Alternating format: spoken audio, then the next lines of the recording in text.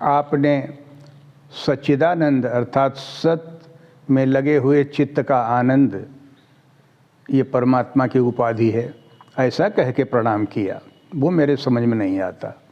भगवान शंकर ने कहा, अजहू न संशय मिटे तुम्हारी, पूर्व जन्म के संशय आज भी तुम्हारी तरफ छाया मारे पड़े हैं, आज भी तुम्हारा संशय नहीं जाता है। तो सुनो, कथा के अंदर जो प्रसंग चल रहा था उसमें बताया कि तब हनुमान को इशारा किया आद्या शक्ति ने, आदि शक्ति परमेश्वरी ने, कि राम नाम को तुम क्यों जपते हो? बोले भवसागर से पार होने के लिए। बोले लोग राम नाम का जप क्यों करते हैं? बोले भवसागर से पार होने के लिए। तो बोले भवसागर से पार होने के लिए जिस पत्थर को तुम समुद्र के पानी में फेंक रहे हो उसको भी राम नाम का उपदेश देकर क्यों नहीं फेंकते? हनुमान के समझ में बात आ गई। नल नील को आदेश हुआ, हनुमान राम राम लिख करके पत्थर देने लगे और ये लोग समुद्र में डालने लगे, पत्थर तैरता गया। तुलसीदास जी ने इस प्रसंग का महत्व देते हुए बालकांड में नाम महिमा में कहा कि ब्रह्म राम ते नाम बड़, ब्रह्म राम से नाम की महिमा बहुत बड़ी है।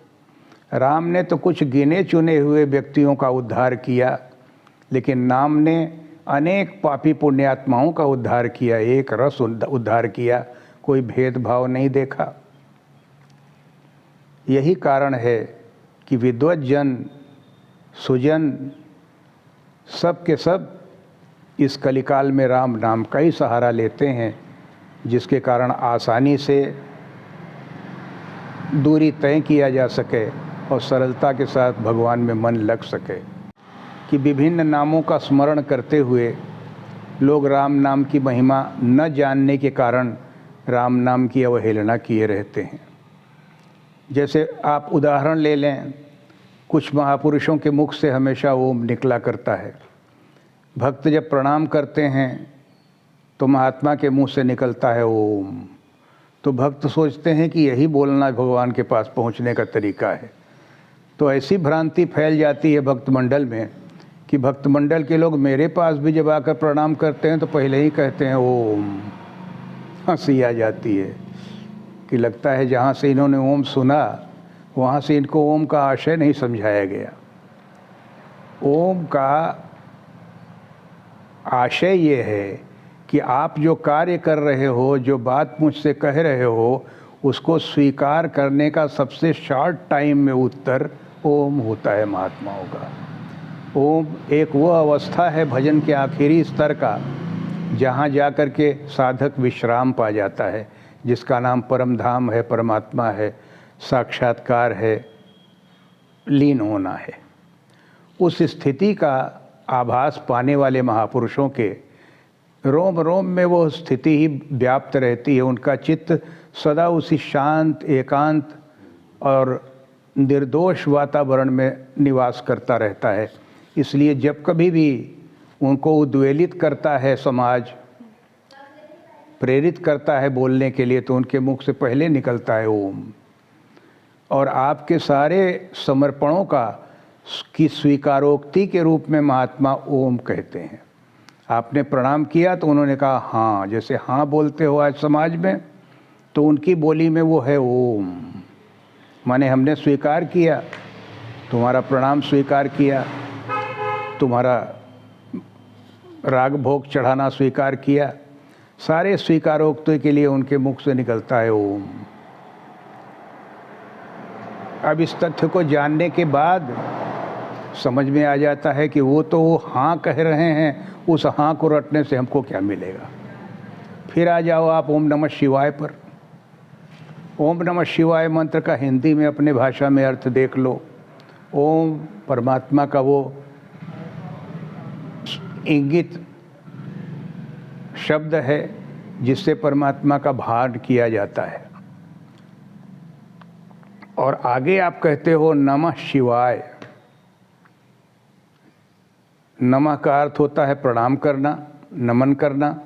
शिवाय का अर्थ होता है शिव के लिए। ये संस्कृत में शब्द रूप की चतुर्थी विभक्ति है शिवाय, शिव के लिए। शिव का अर्थ है कल्याण, जीव का कल्याण है एकमात्र संसारी विकारों को त्याग कर अपने स्वरूप में स्थित हो जाना, ये कल्याण कहलाता है। आत्मा को विकारों से मुक्त करके उसे अपने धाम तक पहुंचा देने के प्रयास के लिए ये प्रार्थना है शिवाय, शिव के लिए, कल्याण के लिए। तो मैं अपने कल्याण के लिए ओम नमः शिवाय का उच्चारण करने वाले हिंदी में क्या कहते हैं कि मैं अपने कल्याण के लिए ओम नाम वाले परमात्मा को प्रणाम करता हूँ। ओम को नमः किस लिए? शिवाय, जीव के कल्याण के लिए। अब अगर हिंदी में इसको समझने के बाद आप इसको 1000 बार कहो तो फ़ायदा क्या है?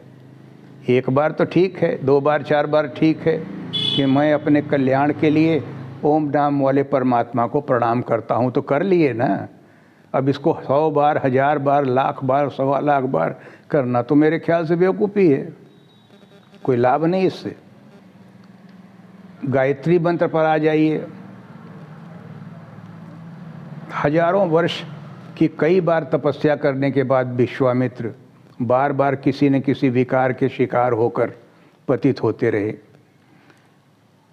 एक बार मेनका नाम की अप्सरा भेजी गई इंद्रासन से, तपस्या भंग करो इनका।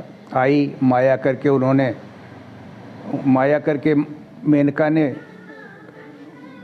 ऋषि के दया का लाभ उठा लिया और उनके साथ आश्रम जाके लगभग 3 वर्ष तक उनकी सेवा में लगी रही। प्रलोभन दिया कि आप ऋषि हैं, आप तो विवाह भी कर सकते हैं, आपको शास्त्रीय अधिकार है, तो विवाह भी कर लिया। एक पुत्री का जन्म हुआ। अंत में जब पुत्री का जन्म हो गया तो पुत्री को महुआ के पेड़ के नीचे पत्ता में तोप के मेनका तो चली गई। सवेरे देखा ऋषि ने, स्नान करके जब आए तो आश्रम की सारी व्यवस्था अस्त व्यस्त पड़ी है, तमाम पत्ता कूड़ा करकट पड़ा है, न पुजहाई माजी है, न कोई चीज़ ठिकाने से है। तो खोजने लगे, मेनका मेनका पुकारने लगे, आश्रम के अंदर किसी कोने में नहीं मिली। बाहर निकले, फिर हाय हाय करते हुए, चिल्लाते हुए मेनके मेनके मेनके जंगल में खोजने लगे, कहीं नहीं मिली। जब विकल हुए तो आकाशवाणी हुई कि कल तक जो स्वर्ग के लिए बढ़ रहा था, स्वर्ग के लिए बढ़ रहा था, चला जा रहा था, वो आज नरक के लिए दौड़ गया। घबराए और पीछे लौटे। फिर वाणी आई और अपने आसन पर बैठने का प्रयास किया। आश्रम में आए, अपने आसन पर पैर रखना चाहते थे तो फिर आकाशवाणी हुई, विश्वामित्र तुम पतित हो गए, इस आसन के योग्य नहीं हो। लेकिन क्षत्रिय स्वभाव था, हठी, गुस्से में आके उन्होंने कहा कोई बात नहीं, ये आसन नहीं तो हम दूसरा आसन लगाते हैं। कुछ पत्ते बटोर के अपना अंगोछी बिछाया और बैठ गए। बैठ के मन में ग्लानि हुई तो उस समय उन्होंने भगवान का स्मरण किया, उसी ओम नाम वाले भगवान का। कहा ओम भूर्भुवः स्वः तत्सवितुर्वरेण्यं भर्गो देवस्य धीमहि धियो यो नः प्रचोदयात्। अब संस्कृत में तो सब लोग इसको याद कर लेते हैं, कभी हिंदी में अर्थ बनाने का कोशिश शायद किसी ने किया हो। विश्वामित्र ने मन में क्या कहा, क्या सोचा कि हे ओम नाम वाले परमात्मा, भू भुव स्व तीनों लोकों में जिसका भर्ग, जिसके तेज का प्रकाश फैला हुआ है, उस तेज के प्रकाश वाले ओम नाम वाले परमात्मा, भर्गो देवस्य, ये सारा तीनों लोकों में प्रकाश, तीनों लोकों की सृष्टि जिसकी है, जिसके लिए है, वो ओम नाम वाले परमात्मा जो आकाश और पृथ्वी दोनों के बीच आत्मा के समान प्रिय और उपकारी सूर्य हैं, भर्गो देवस्य। हाँ, तत्सवितुर्वरेण्यम बीच में है ना, वो भूल रहा था मैं। ओम भूर्भुवः स्व